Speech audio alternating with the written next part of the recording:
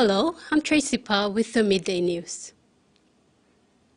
Namatanai police shot a suspect allegedly involved in a series of crimes in Connaught, in the central New Highland, rural Helagi on Monday, July 17. Charles Bruno Seborong from Bungbevi village, Namatanai district, is wanted by Connaught police for break and enter and stealing, cultivation of marijuana, possession of dangerous marijuana, damages caused to the Connaught holding cell, and escaping lawful custody.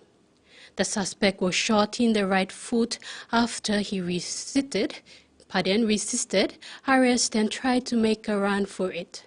The suspect was taken to the Namatanai Hospital and later referred to the TVWan General Hospital early morning July 18th. He will be brought back to the Connaught police station when he recovers.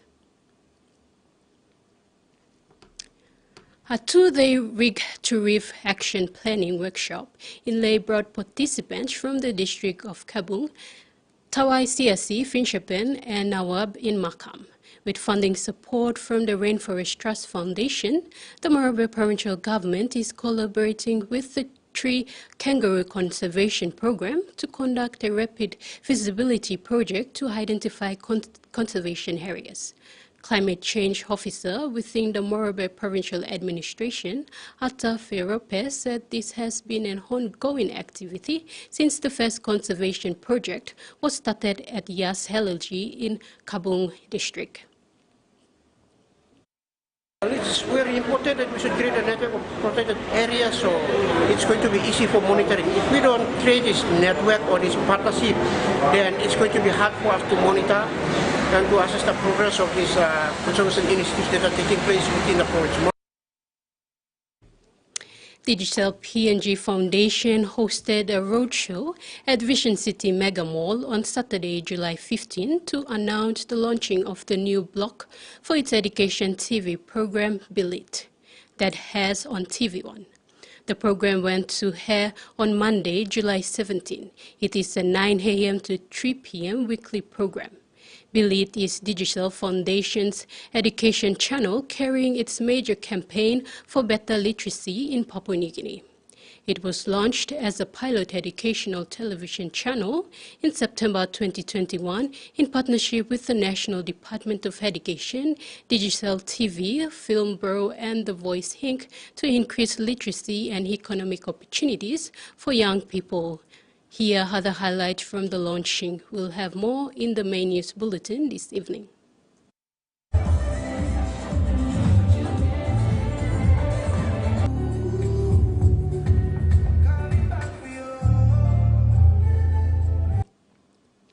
The TIC project, planting of big timber tree that can be grown in commercial plantation, was launched on Friday, 14 July 2023 by the provincial government in Kokopo, East New Britain Province.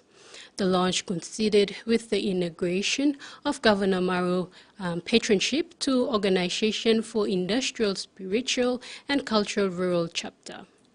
OISCA Board of Chairman Sinai Brown said the partnership between OISCA and the provincial government is to give the governor ownership and honor to the students because schools in East New Britain have graduated many successful people.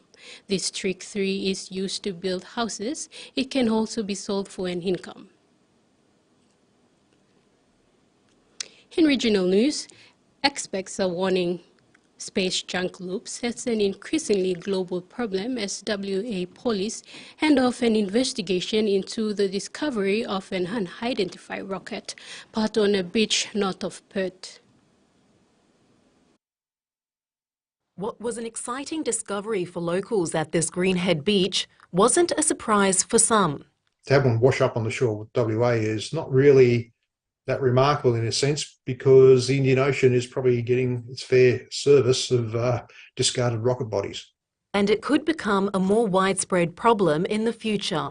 The launch rates are going up all around the world. I mean, 100 launches by July is quite remarkable. This large canister is now being stored in an undisclosed location as police hand control of the investigation to the Australian Space Agency, which believes the object is most likely a solid rocket motor casing. We want to know exactly where it came from and from which rocket, so that's going to take some time to determine. While this space junk didn't cause any harm, experts are warning an increase in satellites means a higher risk of more incidents. The countries and the organisations and the space agencies are relying on the fact that the Earth is covered in 2/3 water. So that's their out solution. It will happen eventually. It's only a matter of time. They're concerned a lack of tracking could result in old satellites falling outside what's known as the spacecraft cemetery, the remotest place on Earth.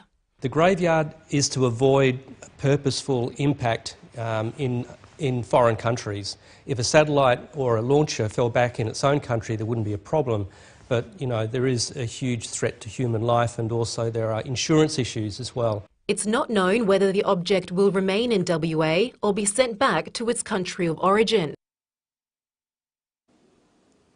The Solomon Islands and Vanuatu are considering forming defence forces and have discussed the matter with Australia Defence Minister Richard Marles on Wednesday.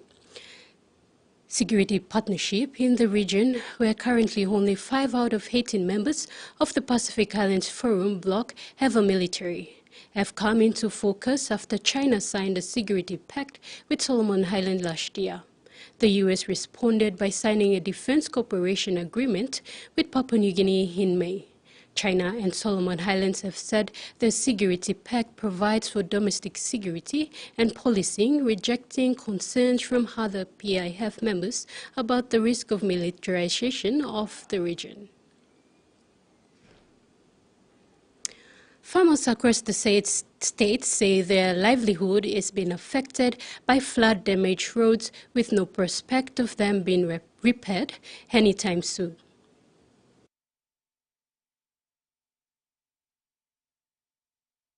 Commanders tournament is set for the grand final this afternoon. 13 to 34, Crocs will be up against the defending champs Basilic Marlins. Marlins were exceptional throughout the tournament, with every chance of retaining the cup title. On the other hand, Crocs have equally impressive and will give Marlins strong challenge. In their previous meeting, Crocs pulled off an upset victory over Marlins. They will be taking field for the final showdown with confidence. In other finals, 2 RPIR Muruk and HQ Chef will play for the 3rd and 4th placing. In the women's finals, PNGDF Palma up against Morbe, RFU Dolphins. The Australian government has again reaffirmed its commitment to backing the PNG Rugby Football League NRL bid in a $5.5 million funding, support and investment into PNG's Rugby League pathways. The big announcement by visiting Australia Minister for International Development and Pacific, Pat Conroy, considered with the PNG RFL NRL bid corporate dinner held at the Stanley Hotel in Port Moresby Wednesday night. We want to see a Papua New Guinean team playing in our National Rugby League competition. We want to see it happen, and we're here to support it where it makes sense. Ultimately, it's a question for the NRL, but we're supporting it, and ways we're supporting it is growing the player pipeline and lifting the performance centres. So we've supported the Prime Minister's 13 games Earlier this year, actually, when Prime Minister Albanese visited, we announced funding to have annual schoolboys and schoolgirls tours of Australia and Papua New Guinea. And tonight in my speech, but I'm happy to give you an advanced flavour of it, I'll be announcing $5.5 million Australian dollars of further support, responding to a request from Mr Sonk and the consortium to invest in a few things. One of them is to help fund the business case. Secondly is to fund a schoolboys and schoolgirls competition, because we need that elite pipeline. And third is to provide seed funding for a skills academy, a centre of excellence. And that ends the news. Thanks for watching. Bye for now.